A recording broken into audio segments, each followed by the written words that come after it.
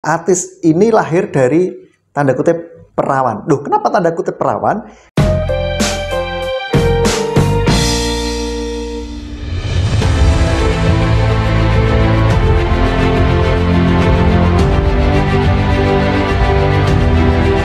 Shalom saudara, selamat berjumpa kembali dalam channel YouTube Simeon Sulistyo.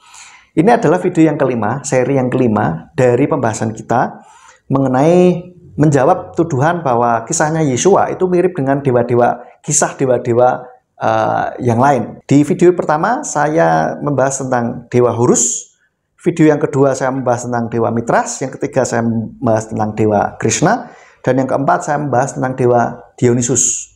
Dan sekarang yang kelima, saya mau ajak kita semuanya untuk melihat kisahnya dewa Atis. Siapa tuh Atis? Ya, kalau di dalam bahasa Jawa, Atis itu adalah dingin, artinya. Oke. Nah, siapakah Atis? Atis ini merupakan tokoh mitologi Frigia yang dipuja sebagai suami Dewi Frigia, yaitu Kybele. Ya. Nah, sekarang kita lihat tuduhannya atau klaimnya bahwa dewa Atis ini lahir dari perawan. Sebetulnya Atis ini lahir dari tanda kutip perawan. Loh, kenapa tanda kutip perawan? Karena ibunya yang bernama Nana ini, dia itu dihamili oleh kacang almond katanya, dari kisah yang itu. Nah, sedangkan kalau kita lihat Miriam, ibunya Yeshua, itu benar-benar tidak ada hubungan seks gitu loh. Nah, sedangkan si ibunya Atis ini berhubungan seks dengan almond. Lalu dia hamil dari kacang almond itu, begitu. Ini kisahnya seperti itu.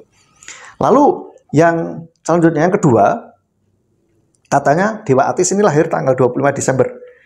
Dan setelah saya cari-cari, tidak ada sumber yang kredibel yang mengatakan bahwa Atis ini lahir pada tanggal 25 Desember. Ya. Dan juga Yeshua juga nggak lahir tanggal 25 Desember, ya.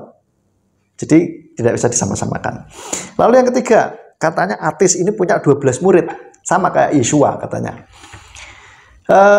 Ternyata saya cari-cari nggak ada sumber yang kredibel yang mengatakan bahwa Atis ini punya 12 murid gitu. Nggak ada. Oke, sekali lagi, kalau tidak ada, ya jangan diada-adakan. Lalu untuk membuat klaim sepihak, lalu Yeshua, kisah Yeshua katanya mirip dengan dewa-dewa ini, kisah dewa ini.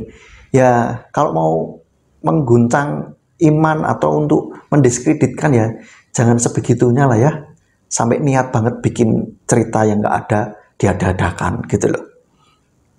Lalu yang keempat, katanya Atis ini mati untuk menyelamatkan orang lain, katanya.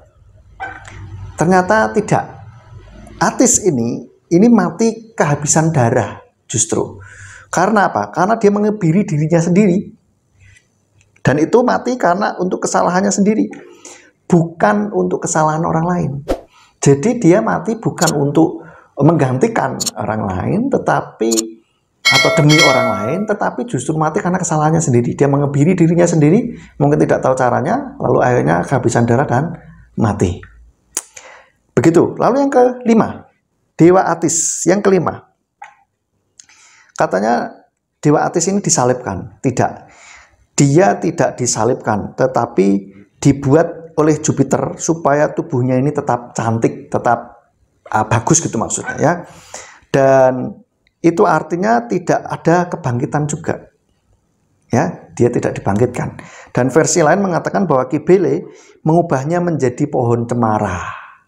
Ya, diubah jadi pohon cemara, bukan berarti disalibkan toh, gitu loh. Oke. Nah, ini saudara bisa melihatnya di dalam Encyclopedia of Ancient Deities.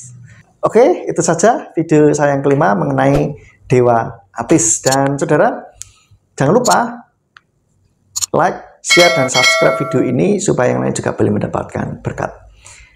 Dengan demikian kita bisa tahu bahwa Yeshua, kisah Yeshua itu adalah asli loh, dan tidak ada duanya. Oke, sampai jumpa dalam video selanjutnya. Bapak Yahweh di dalam nama Yeshua masih memberkati kita. Shalom.